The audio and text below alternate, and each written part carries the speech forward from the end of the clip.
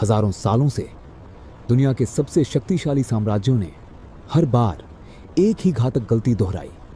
वे अपनी तलवारें खींचकर ईरानी धरती पर इस अटूट विश्वास के साथ चढ़ आए कि वे इस सभ्यता को हमेशा के लिए मिटा देंगे।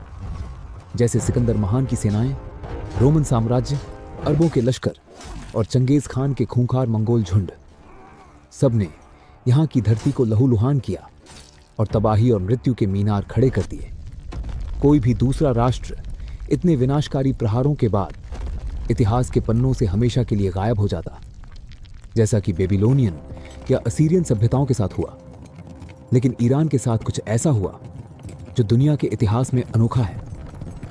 उन्होंने बार बार अपने विजेताओं को ही खुद में समाहित कर लिया या अपने कल्चर का अधीन बना लिया। चंद दशक बीतते ही क्रूर हमलावर फारसी भाषा बोलने लगते, ईरानी वास्तुकला बनाने लगते, उनकी नौकरशाही को अपना लेते और यहां तक कि उनके जैसे कपड़े पहनने लगते थे। यह उस राष्ट्र की कहानी है जिसने हार के बावजूद अपनी सांस्कृतिक पहचान को एक हथियार की तरह इस्तेमाल किया और हर खतरनाक हमलावर के सामने अपनी सभ्यता को बचाए रखा। इतिहास की गहराई में झांकें तो पूरी दुनिया के लोग अक्सर मेसोपोटामिया या प्राचीन मिस्र की सभ्यता को महान सभ्यताओं में गिनते हैं, लेकिन यह एक बड़ी ऐतिहासिक नाइंसाफी है। पुरानी खोजों से यह पता चलता है जैसे कि ज़िरोफ्ट संस्कृति और सियाल्क जुगुरत, यह दोनों प्राचीन ईरान के दो शहर हैं।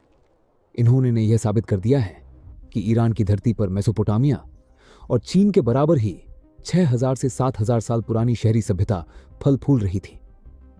23वीं सदी ईसा पूर्व में ईरान की दो अलग जगह एलाम और अक्कड़ के बीच हुआ लिखित समझौता मानव इतिहास की पहली अंतर्राष्ट्रीय संधि मानी जाती है, जो इस बात का प्रमाण है कि वैश्विक कूटनीति की जड़ें इसी ईरानी क्षेत्र से शुरू हुई थीं। यहां रहने वाले लोगों ने खुद को आर्य बुलाया, जिसका अर्थ था कुलीन, और अपनी मातृभूमि को ऐरानम वेजा पुकारा, जो आगे चलकर ईरान बन गया। इन कठोर पहाड़ों और रेगिस्तानों के बीच ईरानियों का सबसे बड़ा हथियार कोई धनुष या रथ नहीं, बल्कि उनकी विचारधारा थी। ईसाई धर्म और इस्लाम के उदय से बहुत पहले ईरानी की धरती पर ज़ोरोस्ट्रियनिज्म का जन्म हुआ।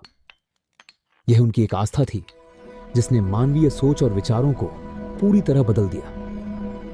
वह लोग दुनिया को अलग तरह से देखते थे, सूरज की रोशनी से समय का अंदाजा लगाते, और फिर आगे चल के इसी परंपरा ने दुनिया को पहली बार यह सिखाया कि समय गोल नहीं घूमता बल्कि लीनियर है, जिसका एक आरंभ है, एक मध्य है और एक अंतिम न्याय का दिन होगा।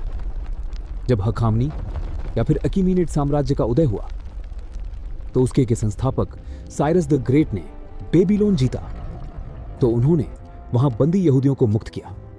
इसी संपर्क के दौरान अंतिम न्याय और रैखिक समय जैसे विचार यहूदी और बाद में ईसाई और इस्लामी दर्शन का हिस्सा बने। सम्राट साइरस द ग्रेट दुनिया का पहला सुपर पावर बना जो दमन पर नहीं बल्कि पूरी दुनिया की एक बड़ी जमीन का बादशाह था। लेकिन दोस्तों, वे पर्शियन यानी संस्कृति के टिक ना सके, क्योंकि ईरान का इतिहास रहा है जो वहां जाता वहां का कल्चर उन्हें अपना बना लेता। और आज जब ईरान खुद इतना ताकतवर हो चुका जिसे जंग में हराना भी मुश्किल, तो आज समय जो लोग उनकी सभ्यता को मिटाने की धमकी दे रहे हैं उन्हें इतिहास पलटकर देखना चाहिए। ये बहादुर लोग कभी किसी के सामने नहीं झुके और कुछ क्रूर शासकों को युद्ध में हराया और कुछ अपनी संस्कृति से हराया। ईरान का इतिहास उतार चढ़ाव की एक निरंतर श्रृंखला है।